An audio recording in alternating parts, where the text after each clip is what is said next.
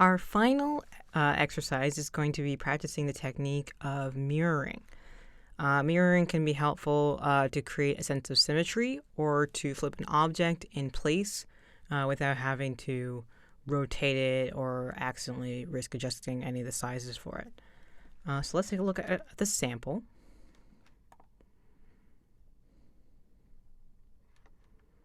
So this sample is going to use the first letter of your first name, or you can pick any letter, it's okay. You can pick your last name, you can pick an arbitrary letter, you can pick a question mark. This is just to introduce the text box as well as teaching mirroring. And we're going to be making a bunch of boxes with the ring versus the double cylinder technique in the last video. And making this tag. So let's get started making a new design. Let's show a quick technique on how to start a design without having to go back to the dashboard. So up here, let me show that again. Up here there is, between the Tinkercad logo and the title, there is a little like list icon, and it says recent designs. And up here you can start a new design without having to go back to your dashboard again. So this can be useful if you, say, copied and pasted something. I can show you this in a sec. Command C. And go over here and open a new design. And you can Command V. And that could bring something in without having to go back to the dashboard. And then start a new design, etc., etc. This goes straight in and is a fast way to shortcut that. So starting off again, we are going to rename our title.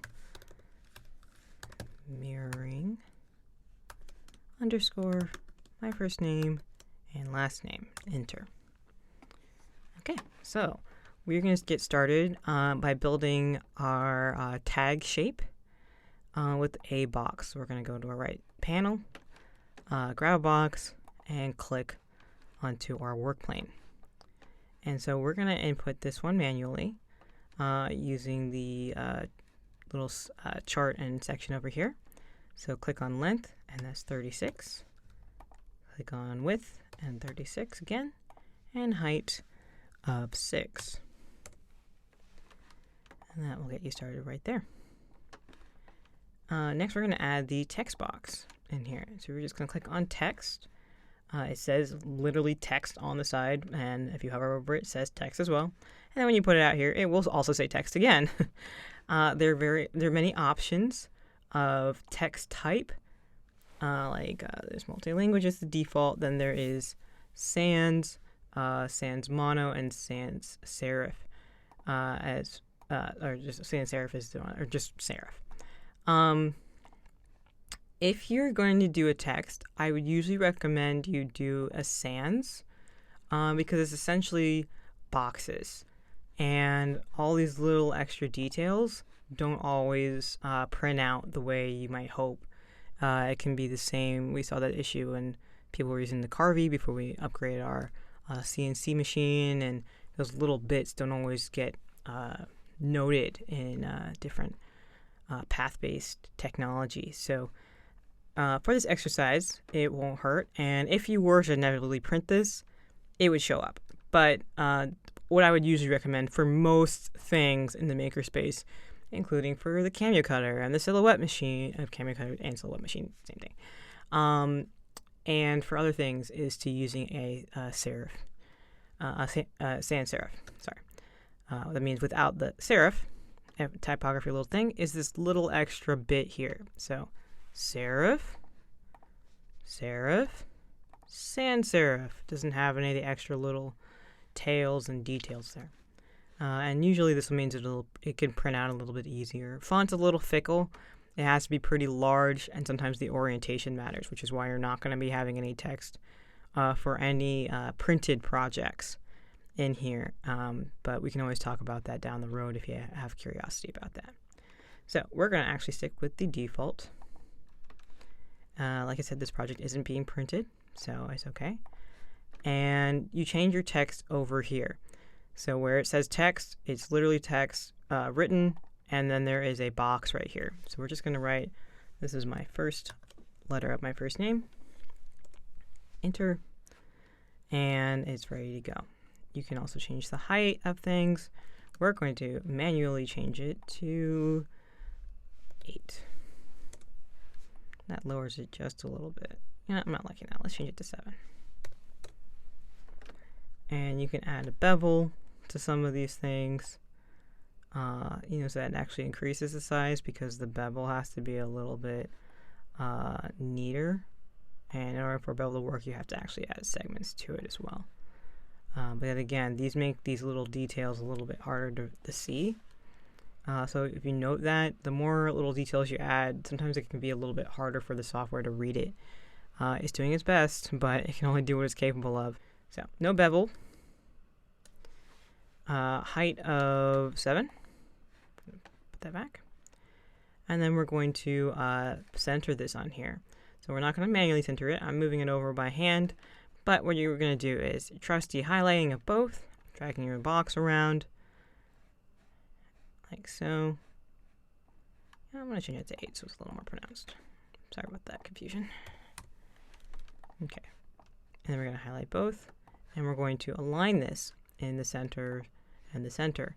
Now, again with the math thing, you might notice something. I'm going to highlight just this letter here, that the edge of this top J does not actually meet the edge of this box here. Mathematically speaking, there is a mathematical alignment, and then there's the relative alignment. So relative is more often what you end up going for. If you're doing a letter like, let's say a K, and this is a good balanced K, maybe a different letter. So in short, if you're going to pick a letter and it doesn't have, it's not fully balanced, like it has one bit more than the other, I think my J was the best example. Mathematically speaking, it will try to align it where it says it is. Like where these black boxes here are in the center, when you align it, that's where it wants to be. But sometimes if you pick a shape or a font, those things aren't actually centered and they don't look centered. So keep an eye on that down the road for different technologies. This will probably come up again in Silhouette Studio with the Cameo Cutter and text there. So there's if you don't feel like your letter isn't really aligned, you can just use the arrow key and move it over if you need to, just a little bit just to nudge it.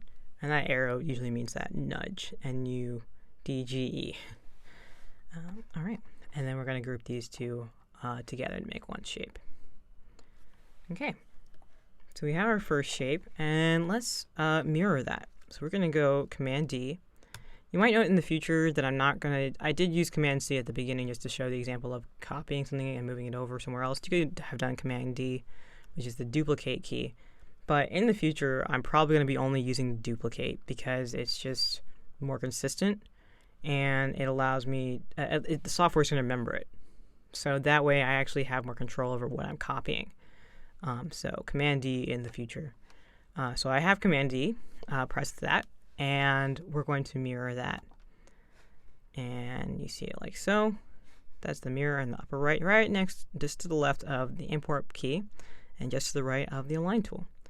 There's also the hotkey of letter M as well. We're going to reverse it.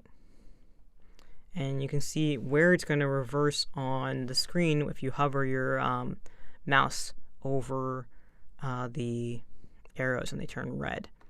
So we're going to do that. And then we're going to move it over. And we're going to press and hold Shift, and move over. This is moving over 36. Sometimes it can be just as easy to hold Shift, and then manually click on the text that's there, whatever number you have, input it as 36, and enter, and it'll move over for you. So you don't have to align it yourself or line it up yourself and actually count out 1, 2, 3, 4. That way it'll save you a little bit of a headache. And then we're going to group it. So, and putting that 36 in by hand, that can actually help to make sure that this lines up, because you want to make sure that when it groups together that the center seam is gone. And that's how you know you've done it right. If there is not if the center seam is even off by a little bit, even if it's like a little bit, that will show in printing, and it would start making a box and then another box, and it wouldn't group together. The software is only as smart as its designer. I say that all the time. So you want to make sure that you are telling your design, you're telling the computer what you want your design to really look like, because that's all it knows. Okay, so we have this shape here, and we're going to duplicate it one more time, mirror it, and then we're going to move it down, shift and hold, and again you can just click on the numerical here and input it, and input 36, and then highlight both, group, and your center seam is gone again, so you've done it correctly. Alright, now we're going to add our little ring to this. That's going to add a little holder for this tag we're trying to practice on. So this one has a default, so we're using default settings. Okay, so that is a 10 and a wall thickness of 4.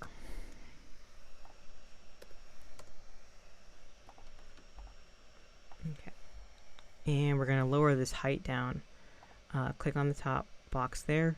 It says 10, and you see the arrow up and down. And we're going to lower that down to 6. And then we're going to highlight both shapes. Center this. And I want this down a little bit further.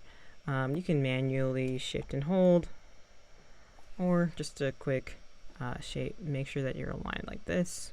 This is right clicking and kind of spinning through and whatnot. I believe when you're already on top, this is one of the reasons I use the right click button and to kind of move around and maneuver around, is if you're on top but you're on orientation like this and you're close enough, it just reorientates to wherever you are. It doesn't know that you want the top from this way.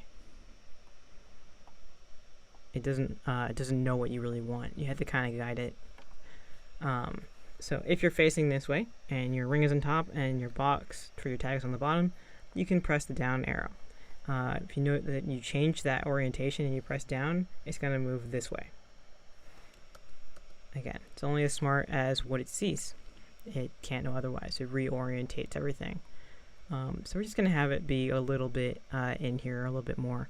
And that means that instead of having it closer to the top, that means over time, if this were to be printed, it would have a little more structural strength.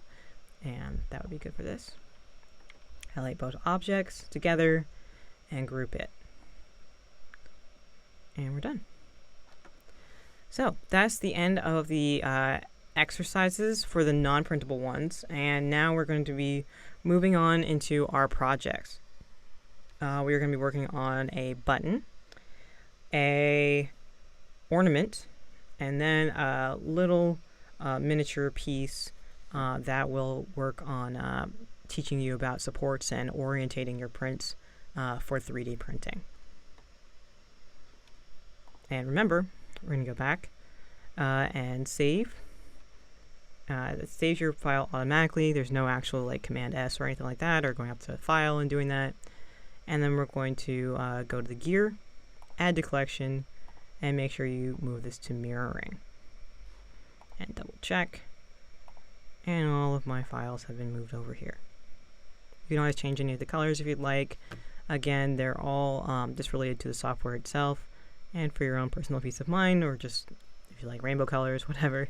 But that is designed so that you can have, it'll look pretty on screen for whatever you want it to be. Okay, back to our design panel. And we're all completed. Heads up, none of these will be available when Tinkercad opens up, so FYI, just the samples will be available for the upcoming projects.